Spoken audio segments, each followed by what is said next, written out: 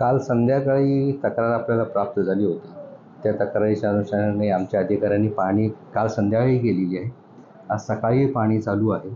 कुठल्या परिसरामध्ये काय प्रदूषण आहे याची आणि त्याप्रमाणे अहवाल बनवण्याचं काम चालू आहे आणि अहवाल बनवलं की तर आपल्याला कम्युनिकेट करतात. आपण इथं ऑफिस इथे आहे, मात्र कुठलाही अधिकारी कर्मचारी इथे बसत नाही अशी मनसेवाल्यांची तक्रार आहे. नागरिकांनी पण याबाबत तक्रार केलेली आहे. यापुढे आपण याच्यावर काय आव्हान? आपलं कल्याणला ऑफिस आहे डोंबिवलीसाठी. तर आता निवेदन आम्हाला एक प्राप्त झालेलं आहे. त्या निवेदनाच्या अनुषंगानं एक ऑफिसर इथे MIDCमध्ये बसवायची तजवीजचा प्रस्ताव आपण पुढे पाठवू. सर, वारंवार भेडसावते, तुटलेले नाले असून ते रासायनिक सांडपाणी रस्त्यावर सोडलेलं असून ते, तर काल पुन्हा काळ्या ठिपक्यांचं पाऊस पडलं तर नागरिकांचा आरोप. नेमकं काय कारण आहे काळ्या ठिपक्यांच्या काळ्या ठिपक्यांच्या बाबतच तुम्हाला काल संध्याकाळी तक्रार प्राप्त झालेली आहे. त्याप्रमाणे आपण काल मिलापनगरचा भाग तपासलेला आहे.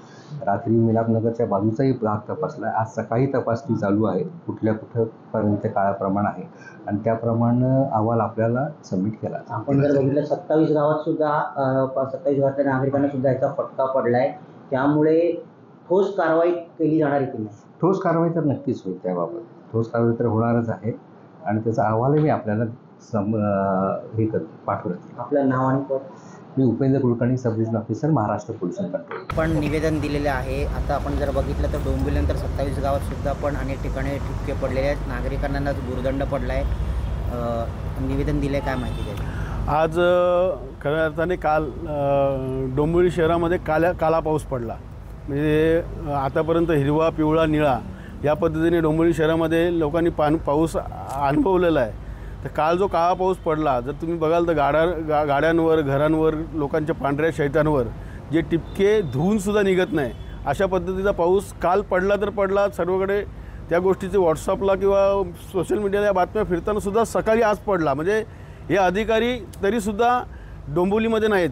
सन्माननीय आमदार राजूदा पाटील यांनी डोंबिवली शहरामध्ये MPCBचं एक ऑफिस कार्यालय असला पाहिजे आणि 24 तास या ठिकाणी त्यांचा माणूस बसला पाहिजे. हे वारंवार सांगितल्यानंतर ऑफिस केला, पण या ठिकाणी त्यांचा माणूसच नसतो. खऱ्या अर्थाने प्रदूषण नियंत्रण करण्यासाठी डिस्प्ले आणि ते यंत्रणा बसायला पाहिजे आणि डिस्प्लेवर तो दिसायला पाहिजे. हे करण्यासाठी सांगितलं आहे तर तो पिंपलेश्वरला बसवला आहे. ज्या ठिकाणी खऱ्या अर्थाने प्रदूषण केलं जातं, केमिकल कंपन्या आहेत, या ठिकाणी यांनी बसवलेलंच नाहीत. खऱ्या अर्थाने नागरिकांचं, डोंबिवलीच्या नागरिकांना जीवाशी खेळण्याचं शासनसुद्धा खेळतं आहे. कारण यांचे ऑफिसर ज्या केमिकल कंपनीमध्ये बसलेले असतात. अशा परिस्थितीमध्ये डोंबिवली शहराला पूर्णपणे यांनी वाऱ्यावर ठेवले. म्हणजे थोडक्यात म्हणजे यांना जेव्हा भोपाळसारखा जो दुर्घटना होईल तेव्हा यांना जाग येणार आहेत का? वारंवार नेते येणार, इथले पालकमंत्री येणार, केमिकलचे अधिकारी येणार, केमिकल कंपन्या हलवणार म्हणून सांगितल्या. त्याच्यावर यांनी अजूनपर्यंत काहीही केलं नाही. फक्त बातम्या करणार, त्यांना भेटून जाणार आणि यांची टुमडी भरून फक्त मी तर थोडक्यात सांगेल, ही नेते मंडळी जी येतात, ही मंत्री मंडळ जी येतात, ही फक्त आपल्या तुंबड्या भरायला डोंबिवलीमध्ये फक्त असं वातावरण भरण्यासाठी झालं की येतात, एवढंच फक्त सहानुभूती करायला फक्त दाखवतात. काय आश्वासन दिलं आहे? आज त्यांनी आश्वासन दिलं आहे की MPCB बोर्डाचं ऑफिस आमचा इथे करतो आहे आणि ते 24 तासा माणूस बसेल. हे 2 दिवसामध्ये ते करणार आहेत आणि डिस्प्ले हे महिनाभरामध्ये आम्ही पुन्हा या गार्डा सर्कलच्या परिसरामध्ये, गार्डा कंपनीच्या परिसरामध्ये लावतो आणि त्याचा रोजच्या रोज रिपोर्ट तुम्हाला या डिस्प्ले लावून दिला जाईल या महिनाभरामध्ये, असं त्यांनी आश्वासन दिलं आहे. आमच्याकडे तसंच झालं आहे. पूर्ण गाड्यांवरती, माझ्या 3ही गाड्या 4 व्हीलर आहेत, 2 व्हीलर आहेत, यांच्यावरती एवढे टिपके म्हणजे पडलेले. मी अक्षरशः गाडी बघून वॉशिंगला दिली, वॉश करून आणल्यानंतर पॉलिशला दिली.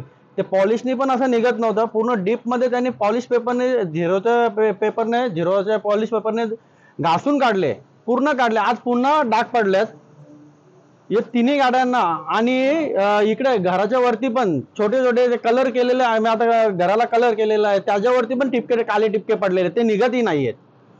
हा प्रदूषण कुठला? मागच्या वेळेस पण हिरवा पाऊस झाला, आता हा काळे टिपक्यांचा काय आहे आता?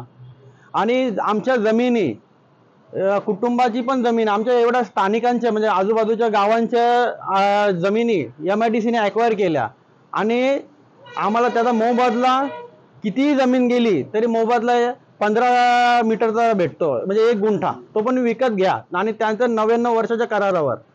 आज ते काही डेव्हलपमेंट दुसराच दिवस चाललंय आणि रहिवासी आहेत किंवा बिल्डिंगी झाल्यात, अनधिकृत बांधकामं झालेत, त्याच्यातली स्थानिकांच्या जमिनी घेतल्या शासनाने.